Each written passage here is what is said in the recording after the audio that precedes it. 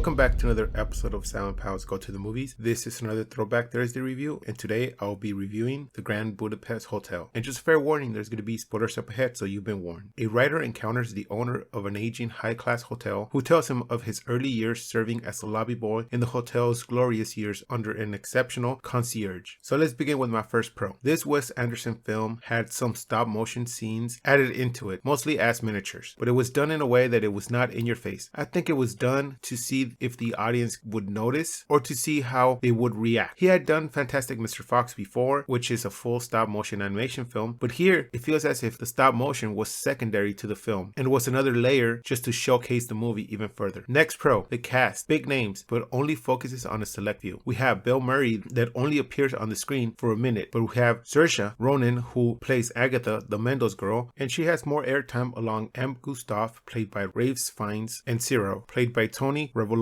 So this is what makes Wes Anderson films a Wes Anderson film, among other things. He has all these well-known names, but he doesn't rank them saying you are perfect for this role because you are so famous. Instead, he says you are perfect for this role because it makes the story that's inside my head work. Next pro, the way the camera moves in this film, just like in his other films, it's up, down, side to side, simple linear movements, not outrageous takes and cuts, but when you add that and the attention to framing the shot and the colors used in the background and foreground, is this whole thing about balancing the shot and the frame that he is always so careful to have in his films. You get used to linear movements and the colors, so when something doesn't feel right, your eyes automatically focus on that certain part of the screen. For example, close to the end, when Dimitri enters the hotel and sees Agatha and begins to run after her, we see Heckles, played by Edward Norton, at the bottom right part of the screen, pop in and look towards the back and then towards us. This shows two things. The framing of the shot is out of balance when he's in the picture, and he is making sure that we are aware of his presence in the film and at that present moment. And now on to my cons. I don't really have much cons, but maybe just the fact that in this film we cannot pinpoint who the story is really about. Is it Mr. Gustave and his romantic affairs, or is it about Ciro and Agatha, or Dimitri and his search for the boy with Apple, or is it just about the hotel itself? Or maybe it's about the writer who may have wrote about the hotel and its special guest before he died. But maybe that is what Wes Anderson was going for in this movie, where one person starts off by telling a story that is not just about one story, but all the stories that intertwine, and at the end it represents life, how things can have high monetary value to later in life just having high sentimental value, and that people will never comprehend this until that person or item has been gone forever. So my grade for this movie is going to be a 9 out of 10. I really enjoyed this film and how many stories are told and they come to be intertwined with a simple location that later is just a forgotten hotel, but to one person is still very much valuable due to everything that had occurred in that place. Easily one of Wes Anderson's top 3 movies he has made that uses so many techniques to make it feel simple yet very complex. So that does it for this review of the Grand Budapest Hotel. Please join us next time where we are going to review Galaxy Quest. Could they be the miners? Oh, sure.